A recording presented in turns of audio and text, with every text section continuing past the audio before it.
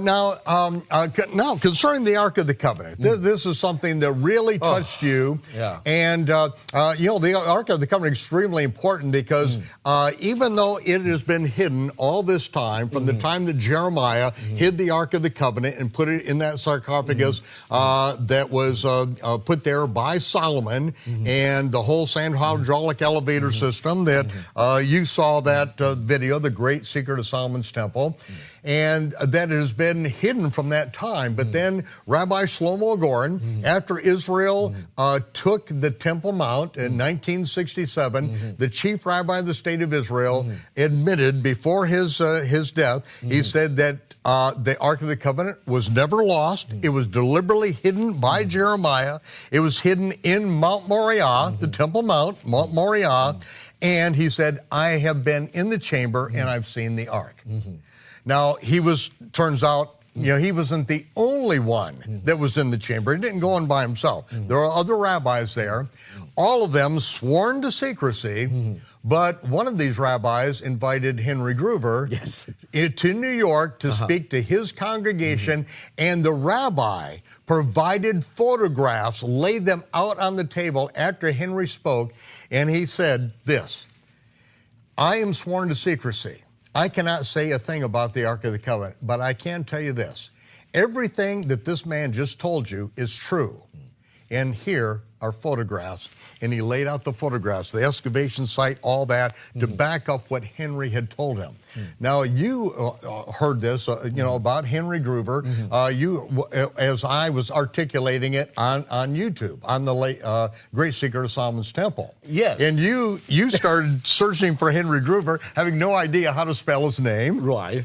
Yeah, and I finally found him, and then I had Richard contact his daughter. Your assistant contact Henry's daughter. And Henry was over, I believe, in Taiwan even at that time. Yeah, he was Japan at that time. During the prayer walk. Okay. Yes. Yes, and then anyway, he verified on the phone a written testimony about the chromosome of the blood test. Okay, now, and this is referring to, we're not going to go on the detail at this point, because once we get started on it, ladies and gentlemen, it would be hours. But it was Dima Shakarian, who is the president and founder of the Full Gospel Businessmen Association. Clayton Solomar was the vice president, helped to start it until he resigned in 1967, having written the text on the doctrine of the Nicolaitans. The Masters of Deception is what it was called. At that time, he backed away from it, but Dima Shakarian was the prophet who, his grandfather was the prophet who brought the people from Armenia, and to get them out by revelation just hours before the Armenian genocide that mass murdered millions of people, the Muslims mass murdering the Armenian Christians, and by revelation got them out. Dima Shakarian, his grandson in America, started Full Gospel Businessmen, and he was the one that did the background research, got together the document specialist and all concerning Ron's presentation, concerning the blood that was found at the crucifixion site. We're not going to go into all of the details right now, but this is the testimony that you read about. You needed to find out. You got to find it. And so what did you do? You're not taking it at face value. You're a skeptic. No, that's so. You got on a plane, you got cameramen together, and you went and visited Henry and spent. Yeah, there are so many, fake news nowadays, right? Absolutely. Yeah, so I verified it first on the phone, verified, and I have Henry's daughter sent us email confirming that it is written by Henry Groover and he authenticated it. Okay, I said, good, it's in writing now. Then I talked to Henry Groover, and then we drove, actually, from California to Arizona at that time. He was back, there. And then, so we got to meet with him, spent 2 days, and we interviewed him. And you got it on film. Yeah, we got it on film. It's all edited now. It's going to be put on very soon. Actually, I sent you the DVD of that also, so you got a copy of that.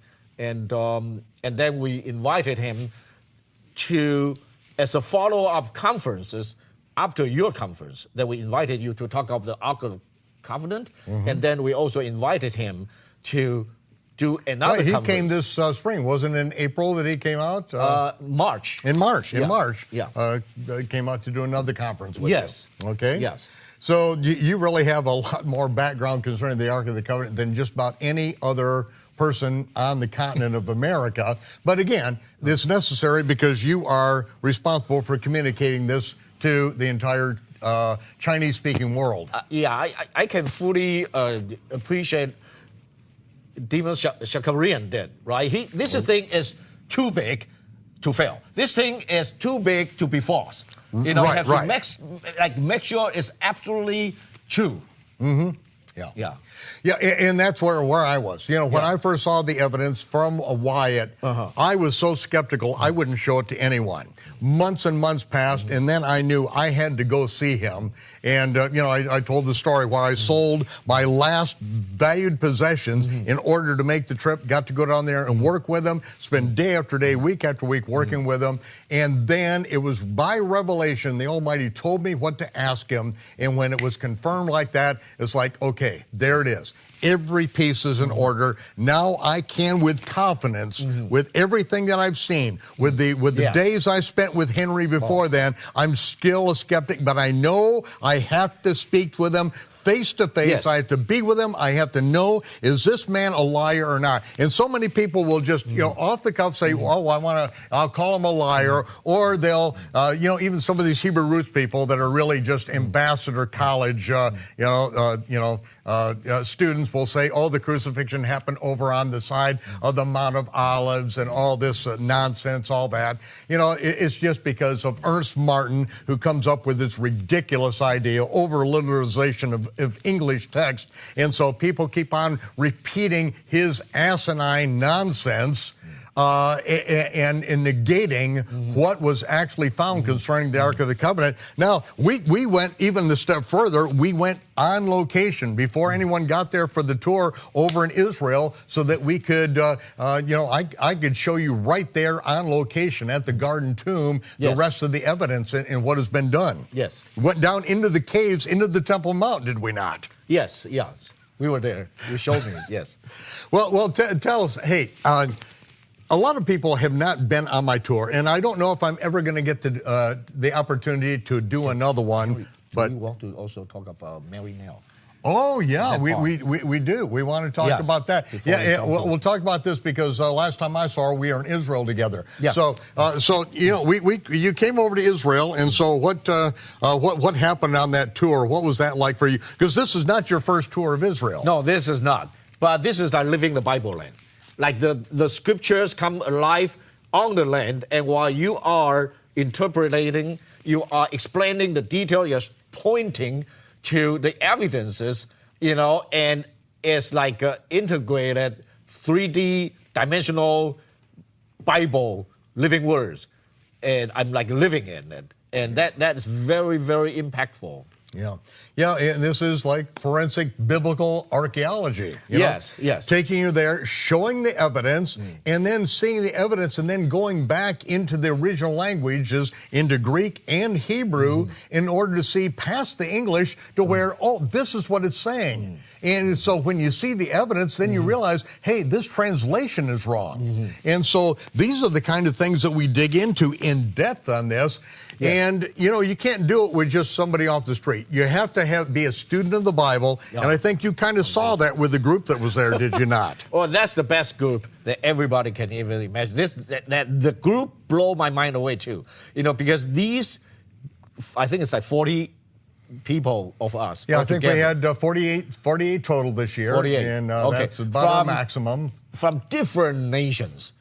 Right, we had 8 different nations that were there this year. Yes, and they have been following your teaching for years.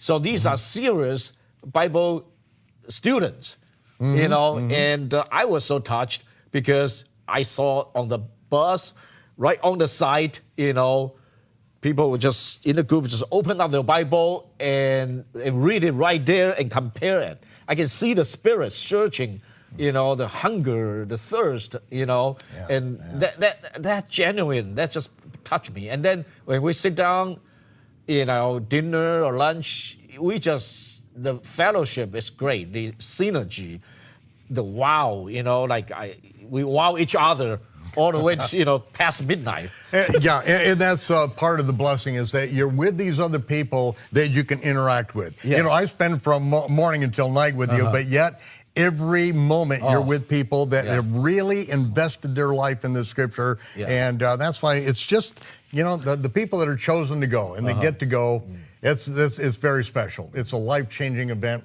nothing like it. We started talking about this. The last time I saw Ron Wyatt's widow, Mary now, was in Jerusalem. We met over at the YMCA over there and had lunch together. And you went and visited her personally. You wanted to get some more background on that. You still needed to get her testimony as part of your skepticism, your due diligence. And you actually went out and met with her in Nashville, did you not? Yes, we went to his home. She was very welcoming and very warm to welcome us and spend a lot of time with us, with her. And she's remarried now after Ron's death. Her husband is Randolph Lee. Was there too. Right, and right, fine gentleman. Yeah, the fine gentleman and another young man called Andrew. So they were there, and then I think we were there after 2 o'clock in the afternoon, and then it went all the way to like 7 o'clock in the evening, and then we went out to have dinner together. We came back, and then we continued until 10:30 at the night. And what, these hours that you spent, what was, as far as your takeaway from that, what was it that you walked away from that, after all the months and months of research that you've done?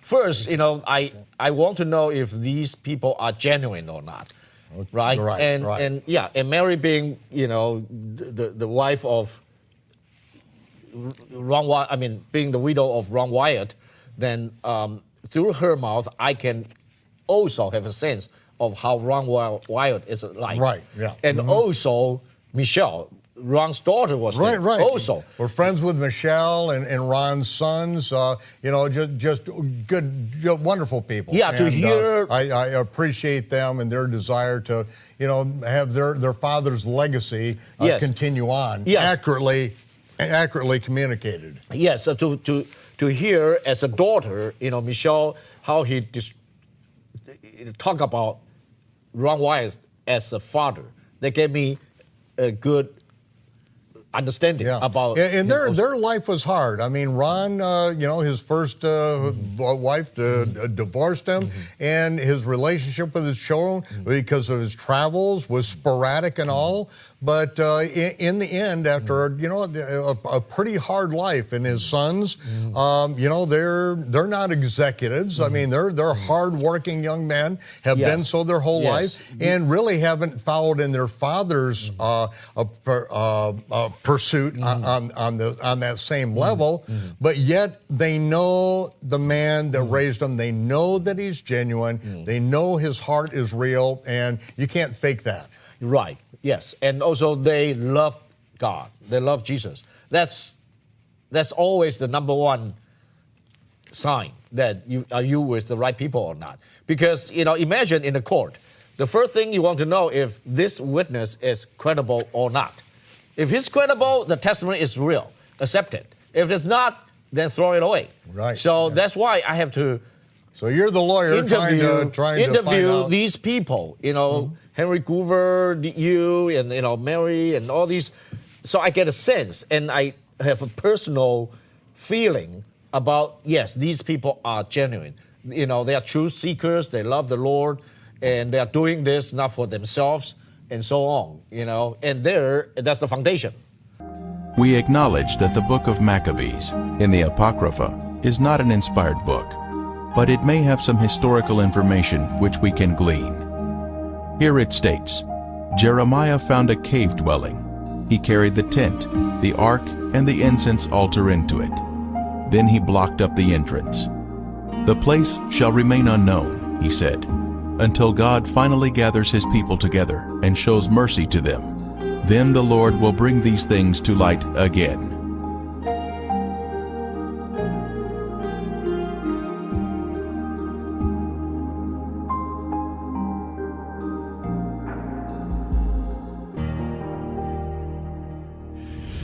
Now, when Christ died and the earth shook and the rocks were rent, a crack came right down the entire face of the escarpment, right past the left side of the cross hole, and the stone opened up.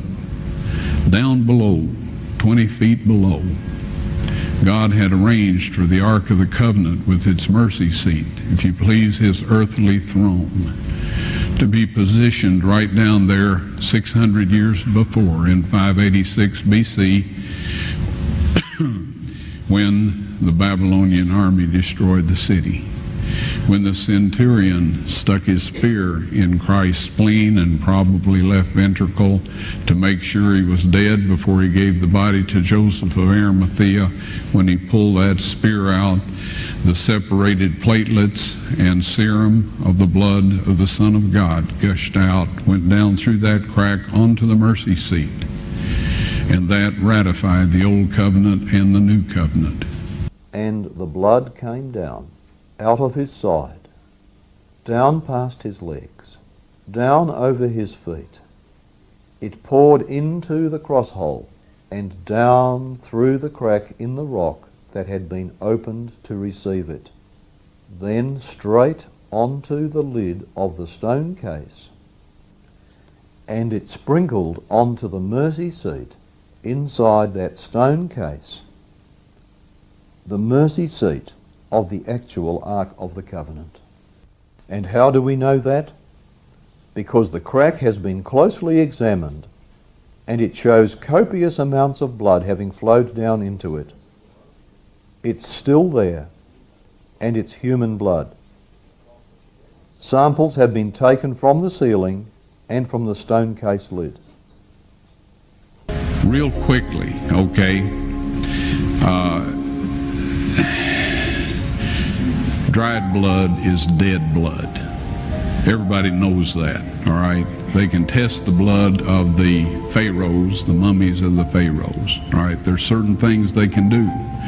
They cannot get a chromosome count by any method I'm familiar with, all right? Things keep changing. I don't profess to know everything. However, there's no way I know that you can get a chromosome count out of dead blood. You can get a DNA and some other things, but not a chromosome count, all right? That's done by living white blood cells. Now then, first of all, in this analysis, I took the blood into a laboratory in Israel. I asked one of the people I work with in antiquities, where is a good laboratory that does reliable work? And they said, such and such, such and such. I took it. I just said, please examine this blood and tell me what you can tell me about it.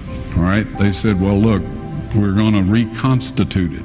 We're going to put it in normal saline and keep it at body temperature for 72 hours with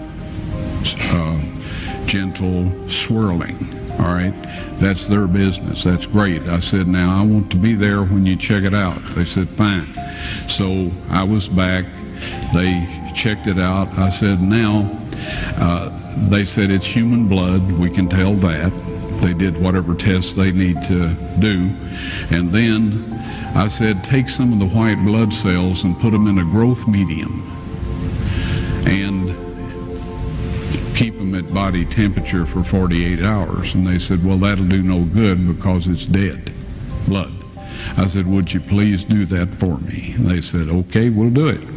So anyway, I said, I want to be there when you take it out and examine it. So I was back there. They took it out, examined it under a microscope, and the one technician called the other one over there, and then they called the boss over there, and they were talking Hebrew a mile a minute there for a little bit, and they looked at me and they said, "Mr. Wyatt, this human blood only has 24 chromosomes in it.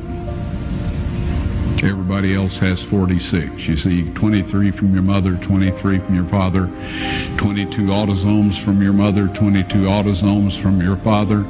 You get an X from your mother, you may get an X or a Y from your father, all right?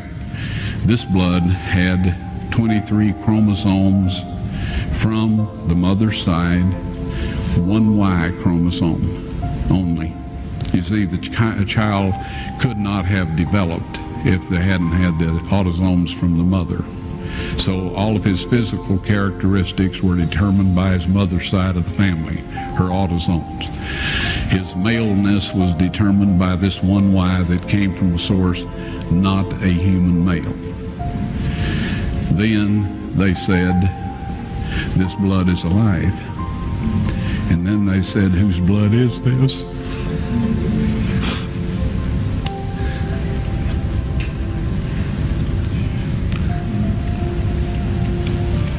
I said, "It's the blood of your Messiah."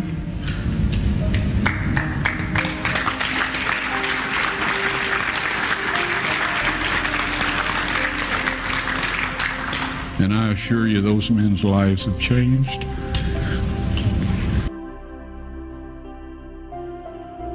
Jesus' blood flowed out of his side, a crimson current, onto the rocks below, and onto the mercy seat of the Ark of the Covenant, ratifying the Old Covenant and the New Covenant.